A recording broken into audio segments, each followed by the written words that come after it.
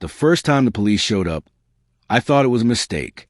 I was in my workshop, restoring a 1967 Mustang that had belonged to my grandfather, when I heard the crunch of gravel under tires.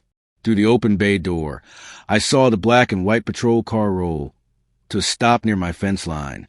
My hands were covered in engine grease, and I wiped them on a rag as I walked out into the afternoon sun. "Can I help you, officers?" I called out. 2 uniformed cops stepped out of the vehicle, and the older one, a gray-haired man with tired eyes, approached with his notepad already out. "Are you Marcus Webb?" "That's me. We received a complaint about unpermitted structures on this property," he said, glancing around at my land. "Mind if we take a look?" I felt my jaw tighten. Unpermitted structures? I've owned this land for 10 years. Everything here was either already existing or properly permitted through the county. Who filed the complaint? The younger officers shifted uncomfortably. "The Riverside Meadows HOA. They say you're in violation of community standards." I let out a breath that was half laugh, half exasperation. "Officers, I'm not part of any HOA. This property has been in my family since 1952. My grandfather built that workshop you see there. I inherited it free and clear a decade ago, long before any HOA existed out here." The older cop looked at his notes, then back at me. "The HOA president, a Mrs. Patricia Blackwood, seems pretty insistent. Says you're bringing down property values." "Property values," I repeated slowly. "Let me guess, she wants to buy my land?" The officers exchanged glances. The older one cleared his throat. "That's not really our business, sir. We just need to verify there are no violations. Can you show us your permits?" I led them to my house, a modest 2-story farmhouse that my grandfather had built with his own hands. The property sprawled across 15 acres of prime land on the edge of what used to be agricultural country. 5 years ago, developers had swooped in, bought up the surrounding parcels, and erected a luxury housing development called Riverside Meadows. Cookie-cutter mansions that sold for $2 million each, all identical beige and white facade with manicured lawns that required a full-time landscaping crew. My property, with its old farmhouse, weathered workshop, chicken coop, and vegetable garden, sat right in the middle of their pristine development like a thorn in their side. I showed the officers my permits, my property deed, and my grandfather's original land grant documents. They looked everything over, made some notes, and the older cop handed me his card. "Everything looks in order, Mr. Webb. Sorry to bother you. For what it's worth, I think someone's wasting our time." "Thanks, officer," I said, watching them drive away. That was 3 months ago. Since then, the police had been called to my property 8 more times.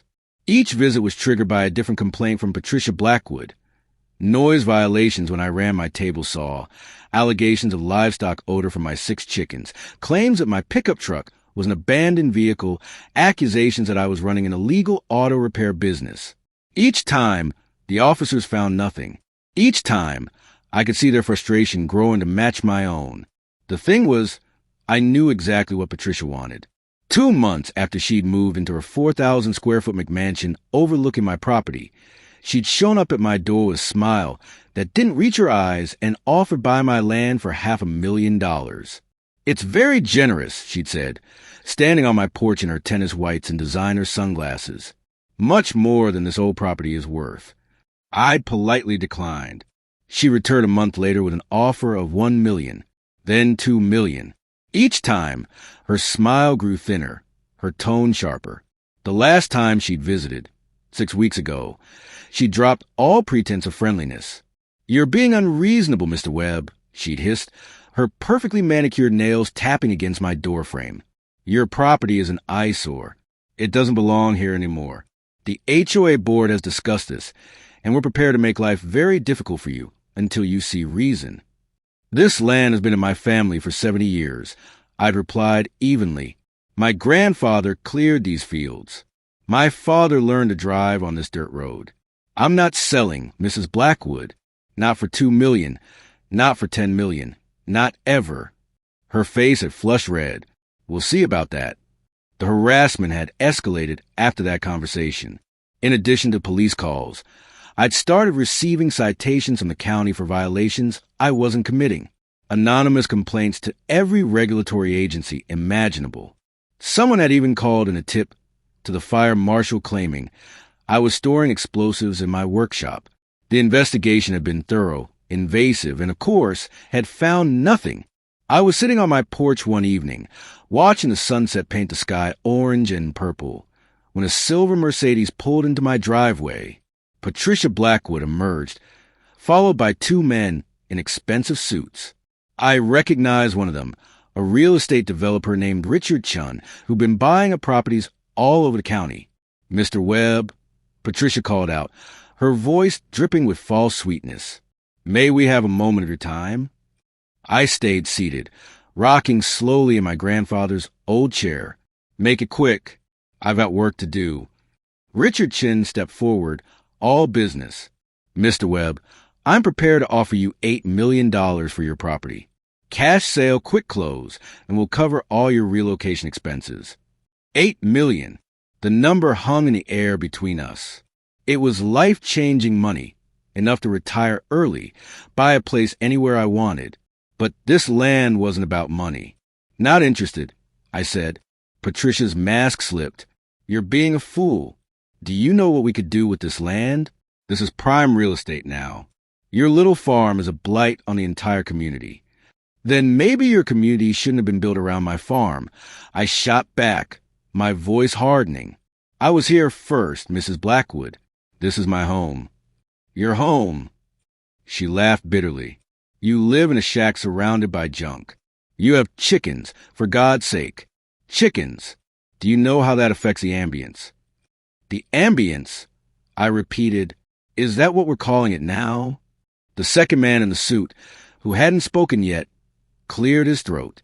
"Mr. Webb, perhaps you don't understand the position you're in. The HOA has significant resources. We can make your life considerably more difficult through legal channels." "You mean more difficult than sending the police to my house every week? More difficult than filing false reports?" I stood up, my patience finally exhausted. "I've kept records of everything. Every harassment, every false claim, every attempt at intimidation. I've talked to a lawyer, and he's very interested in discussing a lawsuit for harassment and abusive process." Patricia's eyes widened slightly. "You can't prove anything." "Can I?" I pulled out my phone and showed them the screen where I'd been recording our entire conversation. I've been documenting everything for weeks. Every phone call to police, every baseless complaint, every threat. My lawyer thinks we have an excellent case, not just against the HOA, but against you personally, Mrs. Blackwood. Richard Chin grabbed Patricia's arm. "We should go." But she jerked away from him, her face contorted with rage. "You'll regret this. We'll bury you in legal fees. We'll make sure you can't afford to keep this dump." "Get off my property," I said quietly. "All of you. Now." They left, tires spitting gravel as they sped away. I sat back down in my chair, my hands shaking slightly from adrenaline. The next morning, I called my lawyer, Daniel Morrison, a sharp-minded man in his 50s who specialized in property rights. "Daniel, it's time. I want to file that lawsuit we discussed." "About time," he replied. "I'll have the papers drawn up by tomorrow." But I wasn't done. I'd also been doing my homework. A few weeks earlier, I'd had my property appraised by 3 independent firms. With the development of Riverside Meadows, my 15 acres of centrally located land, with its views and potential for subdivision, was now worth between $10 and $12 million.